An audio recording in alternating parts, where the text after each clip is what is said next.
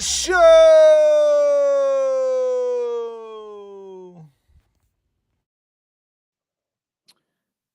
Good morning. Welcome to another lovely edition of the Bodkins Show. I am that dude, always a Bodkins.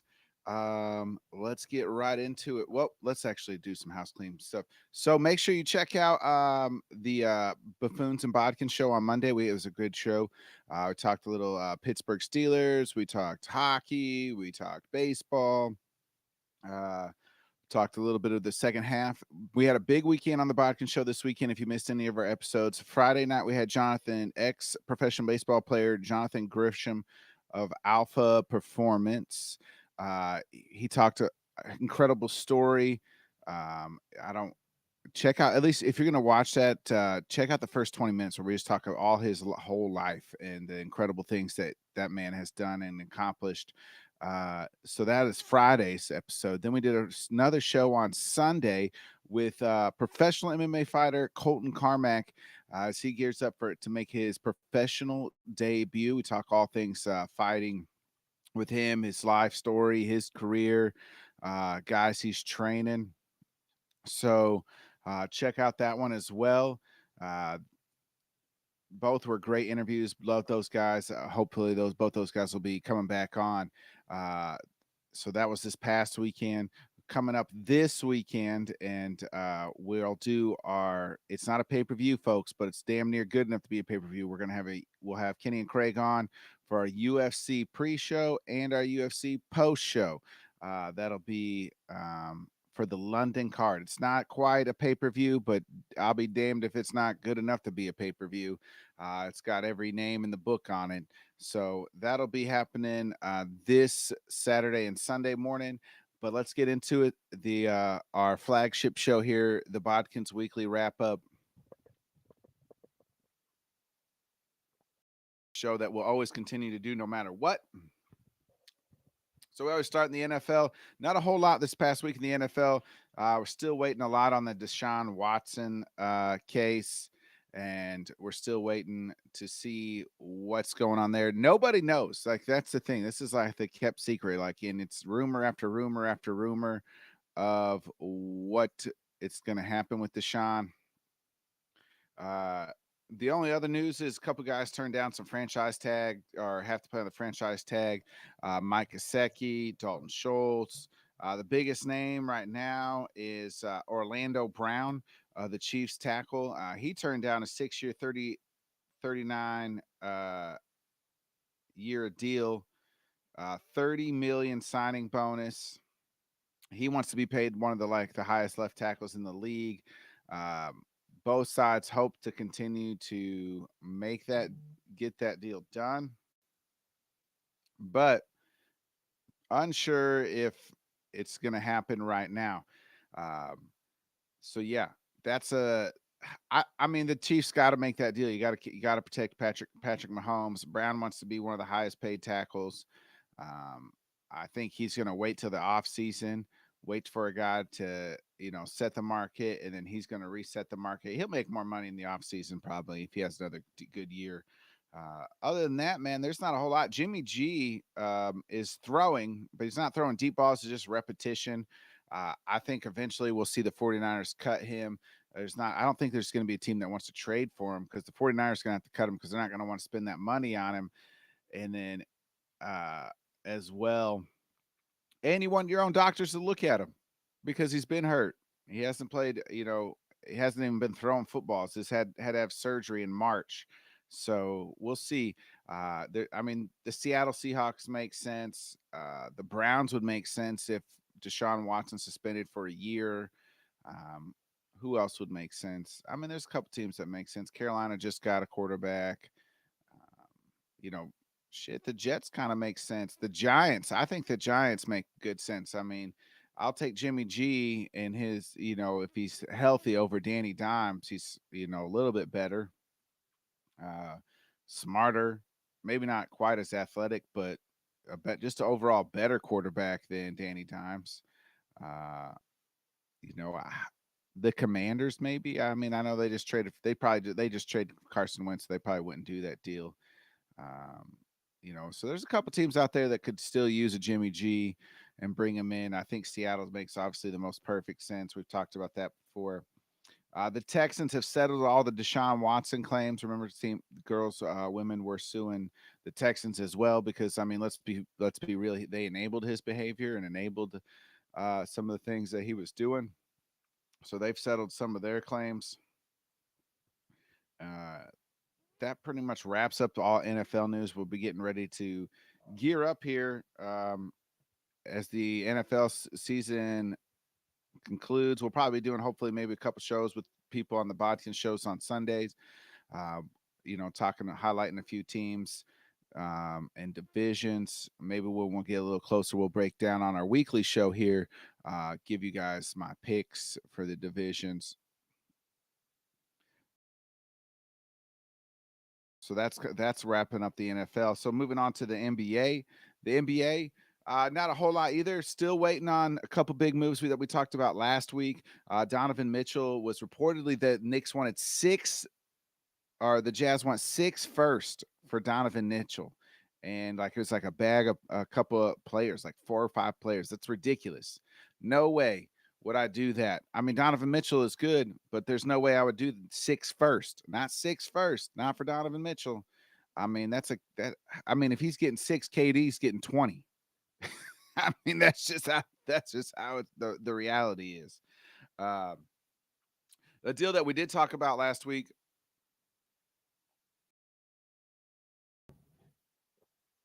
was the DeAndre Ayton was going to the Pacers. He did sign the max deal, but the Suns said, nah, nah, nah, nah. Surprisingly, they matched that offer.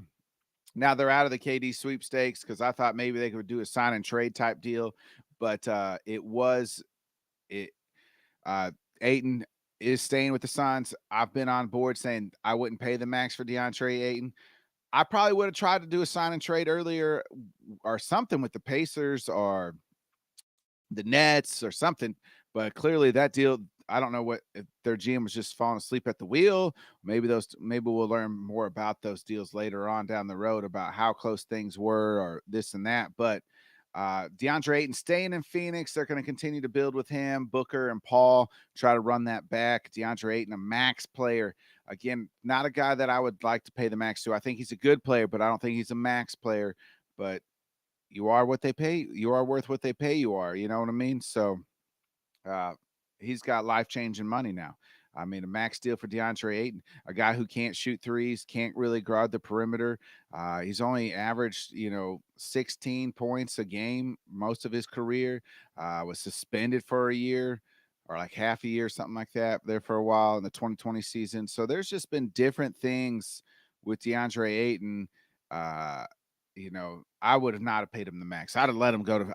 If I was the Suns, I might have let him go to Indiana, let him go and maybe get a guy like PJ Tucker, or not PJ Tucker, Miles Turner. Again, I don't know why they didn't try to make a sign and trade deal or work out some sort of deal instead of just bringing him back on the max. But hey, I guess if they're running it back, they're running it back. So I don't know how much. I think the Suns have peaked. I don't know how much. I don't think they're going to be the number one team in the West again next year. I think they had their nice little run. I think Chris Paul's getting older. Devin Booker's got to continue to ascend and be a leader and become one of the best basketball players in the NBA. But I mean, the DeAndre Ayton deal didn't make a. I didn't really like it. Uh, Other NBA free agent news, some small signings here. Serge Ibaka returning back to the Bucks. Nice little return to the Milwaukee for Ibaka. Uh, they need that toughness and interior defense.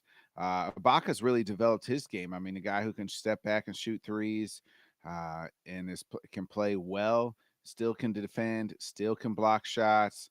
A guy who can spill power forward, little small forward, and center at times. I like that deal. Just a good role player to have. But man, he's just a good guy. You win championships with Serge Ibaka on your team as long as he's not like your number one or two guy. But when he's your good bench piece coming off the bench, he's your guy. I mean, he's a good guy to have. I like everything Milwaukee's done, just running it back. I mean, getting guys that they haven't really added like the big flashy pieces, but they've added their nice pieces to their team. and bringing guys back to make that run. And as long as you have Giannis on your team, you're going to be one of the top 2 or 3 teams in the league. Remember, I think that they probably could have made it to the finals again had Chris Middleton not got hurt. Jermichael Green reaches a buyout with the Thunder. He's headed to um, the Warriors. Another nice little pickup. The Warriors get a little richer. Jermichael Green, a nice veteran to have.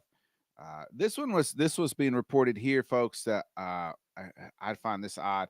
So LeBron, AD, and Westbrook were all on a 3-way phone call or Zoom call or some shit, and they've all pledged their allegiance to each other.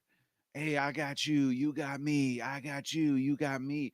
We're going to do this together. Yeah. The problem is it's not going to work. It's not going to work. We saw that mess last year. Anthony Street Clothes Davis and LeBron and Westbrook, it's not going to work. LeBron and Westbrook have the same similar type of game. It doesn't work. I love Russ. He still can't shoot. He's never developed a great three-point shooter. He's a playmaker. LeBron's a playmaker. They do the same thing. And Anthony Street Clothes Davis can't stay healthy. And he's sending us IG videos of him shooting free throws. Get the fuck out of here. Get the fuck out of here. They're not, I mean, just absolutely, there's no way. The Lakers still got to trade Russ. I don't care if they got a phone call, a cruise, on a plane. They can be the 3 best friends, but the point is they can't play well together. Their games don't mesh. So I still think they got to trade Russ with all that money that they paid him. I mean, if they run it back, I mean, what are the Lakers? What do you think? I mean, are they even a playoff? They're probably a playoff team if all 3 healthy. If LeBron plays, and Anthony Street Clothes Davis, if he plays 60 games. I remember, most of those guys miss a lot of the time. They're probably a 6, 7 seed in the West. Not a title contender. Nowhere sniffing it. Nowhere close. That wraps up the NBA news, and we get to a little bit of baseball here. Last night was the All-Star game. The night before that was the Home Run Derby. Last night, the American League beats the National League 3-2 in the All-Star game.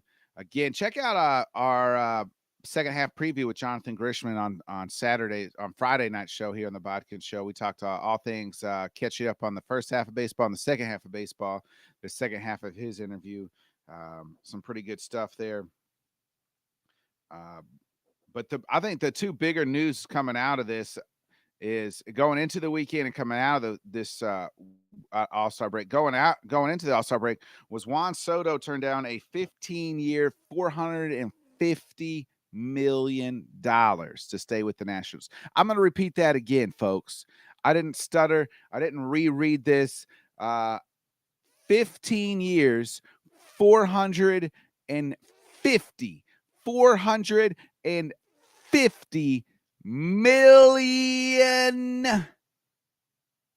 dollars. Turns it down. Tells the Nats. Nah, I'm good here, son. See you later. And then he's mad that it gets leaked he's mad because it gets leaked to the media that he turned that deal down. Son, of course it's getting leaked down to the media. You know why? Because nobody turns down $450 million. That's why. What do you want? $500 million? I mean, that's what I don't know if that's what he's asking for, but $450 million. Maybe he doesn't want to play for the Nationals for 15 years. I get that, especially right now because they're garbage. But I mean, if they're going to commit that time and money to him, they got to build something. But $450 million. Sign me up. Sign me up. $450 million. I'm in all the way. Shoot. I mean, you saw a house payment for 30 years. You could play for a baseball team for 15. So now it's being reported the Nationals are willing to trade him, and they're going to ask. I mean, shit, the whole farm system pretty much, all 20 of your best prospects for Juan Soto, who's only 23, still a young guy. I mean, so it's just insane. 15 years though, 450 million, turned it down.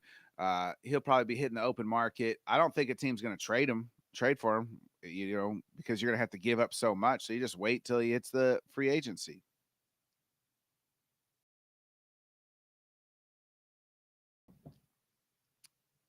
So I think what Juan Soto's doing, which I mean, shit, if somebody's going to pay you 500 million is better more than 400 million, and you're probably going to go to a winning ball team. But I think he's waiting for this guy right here, Aaron Judge. He's pretty much has kind of come out and said, "Hey, man, I'm headed to free agency. See if the Yankees are going to open up their pocketbook, or the Mets, the Dodgers, the Angels. Somehow, some one of those teams will pock out big money for Mr. Aaron Judge, and he's looking at a $400 million deal. It'll probably be somewhere around the 10-year mark too. Maybe he decides he wants less. I mean, he could do like a Carlos Correa type deal, but he pretty much just told people, "Hey, Yankees, hey, we gonna win this motherfucker this year, but I'm out. Catch me on the free agency, which pocketbook open." I think if George Steinbrenner was still alive, big George Steinbrenner was still alive, Aaron Judge would be the highest paid baseball player in baseball right now. But George isn't alive anymore, so they're not quite spending as heavy as they once were. But man, there was a time where the Yankees would spend like nobody's business. So I think that's a deal. I think he goes back to the Yankees. I mean, he'll probably enter free agency, reach some deals. Maybe the Mets, maybe somehow the Angels or Dodgers will those four teams somehow will be there.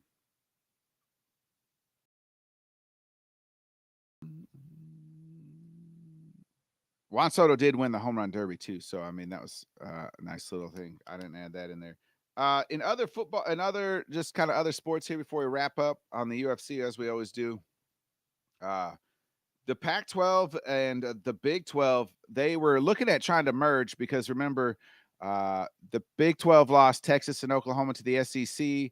The Pac-12 lost. The Pac-12 lost UCLA and USC to the Big 10. So they're looking around saying, well, we're the Pac-12 and we're the Big 12, Pac-12 and Big 12, but you don't even have 12 teams anymore. They were looking to try to merge or do something big together. Somehow those talks have stalled. It'll be interesting to see what those two conferences do. It all comes down to money, but you got to try to survive here because it looks like the Big 10 SEC, they're battling against each other. Who's going to be the bigger conferences? Can we just get rid of it? I mean, just make a big Power 5, Power 3, whatever you're going to do. Cameron Smith won the British Open. Dude killed it. I mean, killed it in the back nine. 5 consecutive birdies on the back nine, shot 64 in the final round, comes back behind Rory McIlroy and beats him. Wins his first major. Nice win for Mr. Cameron Smith. I mean, and now he's headed to the Live Tour. Going to make huge money over there. But it got his Open. Won the British Open. Was 4 strokes back going into Sunday, and was able to come back and win. So now we get to the UFC card. We always end with the UFC. Again, this was an incredible card on Long Island. UFC fight Yair versus Ortega. Matt Schnell with the comeback. Just comeback of the year so far. I mean, I thought if you catch that fight, Matt Schnell was getting his ass beat by some Jung Dong or some. I'm messing that guy's name up, but hey, go check that fight out. But Matt Schnell was able to come back and win. We get to the main event, and it was anticlimactic. I mean, that card was like when you bring a nice girl home, you're messing around, she's fooling around, and then she either like, I don't know, leaves or falls asleep. She falls asleep on you, and then you're just left there holding your wet noodle in your hand. That's what that card was on Saturday. Because I mean, it was great. Everything was perfect until you got to the main event. Ortega's shoulder pops out. Yair wins in the first round. Well, they only had 4 minutes past. There's only 1 minute left in the first round. They'd only fought for 4 minutes. So, I mean, both guys were just getting started there in a 5-round main event. Neither but Yair wins. Now it muddies the water for the featherweight division. Volkanovski's still hurt. We'll see what happens. He said he's okay if they do an interim. He's looking to go fight the winner of the lightweight fight that's going to happen October, which it was announced. It's going Charles Oliveira versus Islam Makhachev in October. But let's get to this weekend. I'm not going to make any picks yet because I want you guys to check out our London preview card, pre-show Saturday, and I will have a post-show on Sunday. But this weekend's card's a banger, folks. Tom Aspinall, Curtis Blades, main event. This is a title eliminator fight. I mean, the winner of this fight could arguably say, hey, I deserve a title shot, whether it's interim or give them, Francis Ngannou if they can't get this Jones deal done. But Blades, Tom Aspinall, you already know I'm on Tommy Aspinall. Let's just be real, because I've said it here before and I'll say it again. Lock it in. Tommy Aspinall will be a future UFC heavyweight champion. That's right. Hammer it home, folks. I'm saying it. Jack Hermanson coming back on this card. He was supposed to fight Darren Till, but he's fighting Chris Curtis, who's on quite a roll. Then you have, of course, Paddy Pimblett. Jordan Levitt is a nice step up for him. Jordan Levitt will slam you down and twerk on your ass if Paddy's not careful. You have Nikita Krylov versus Alexander Gustafsson, who we all know Alexander's been in some battles, took John Jones to the limit. Molly McCann versus Hannah Goldie, another great fight. Paul Craig versus Volkan. Paul Craig's on this card. So, I mean, some great fights coming our way this Saturday. It'll be the middle of the day card too. Those are the best. Like this Saturday was the best. Didn't even have to stay up till 1:00. Had shit to do after relaxing and chilling and watching the fights on Saturday. So, folks, that wraps up this week's edition of the Bodkin Show weekly sports wrap up. We hope you all have a great week. We hope to catch you guys Saturday. Remember, this Saturday, our UFC pre-show will be at about this time, 6, 7 in the morning. Central Time Zone. We'll have a post-show 6 on Sunday, and maybe we'll squeeze in a nice little interview Sunday night as well. We'll see if we can get a little guest booked. But make sure you check it out again this past weekend. We did Friday. Jonathan Grisham was on. Check out his story. It's amazing. We also talked a lot of baseball with the going into the All-Star break. Sunday, we did a great show with Colton Carmack, and professional fighter with Colton Carmack, MMA fighter Colton Carmack, as he gets ready for his first bout August 21st. We're excited. We're rooting for him. Monday show, check out the Bodkins and Buffoon, our Buffoon and Bodkins show on their network. It'll be streaming here next week as well on the Bodkins show on YouTube. So make sure you guys are checking out those. Let's Talk Sports. I've been on there a few times as well. Always subscribe to their Let's Talk Sports. Dan Harris is doing great things. I mean, he's got big things cooking for the Let's Talk Sports community. Make sure you're checking out all of that as well. Subscribe, like. We're also on iTunes and Spotify now. So head over there, give us a little follow, give it a little 5-star rating. Um, hey, we'll catch y'all next week. Hope to see y'all on Sunday. This is Bodkins wrapping up another great episode. See ya.